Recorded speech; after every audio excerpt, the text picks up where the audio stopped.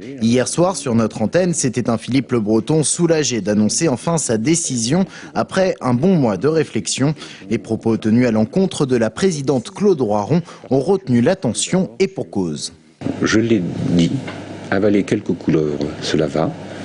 Avaler un python, c'est beaucoup plus difficile. Je pense que nous avons élu une présidente et pas une reine. Il faut choisir entre l'obéissance totale ou la guillotine. Opposition sur la forme, mais aussi opposition sur le fond.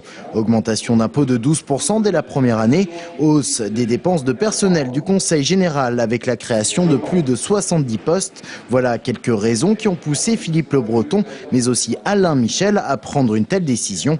Aujourd'hui, Claude Roiron s'explique. Pour la présidente, son budget correspond à un choix de gouvernance légitimé par une large majorité de la majorité.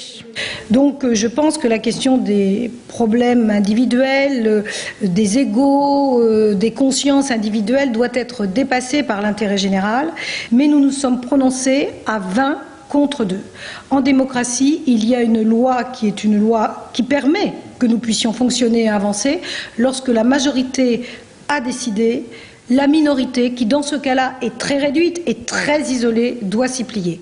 Et pourtant, ceux qu'il est convenu dorénavant d'appeler les dissidents ne l'entendent pas ainsi. Selon eux, d'autres, y compris dans les vice-présidents, seraient agacés par le comportement de Claude Roiron. Exemple, l'impossibilité de signer un simple courrier. Bien entendu que dans un groupe politique, qu'on soit dans la minorité ou dans une majorité, il y a des disciplines de groupes politiques à respecter. Mais la discipline, ça ne peut pas être un préalable.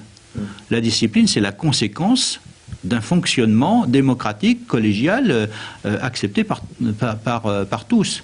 Quel avenir donc pour Philippe Le Breton et Alain Michel, mais aussi pour la gauche? Si les deux dissidents ne votaient pas le budget vendredi, il est fort à parier qu'ils redeviennent de simples conseillers généraux. Quant à la gauche, difficile pour l'instant de dire si elle ressortira ébranlée de cette crise.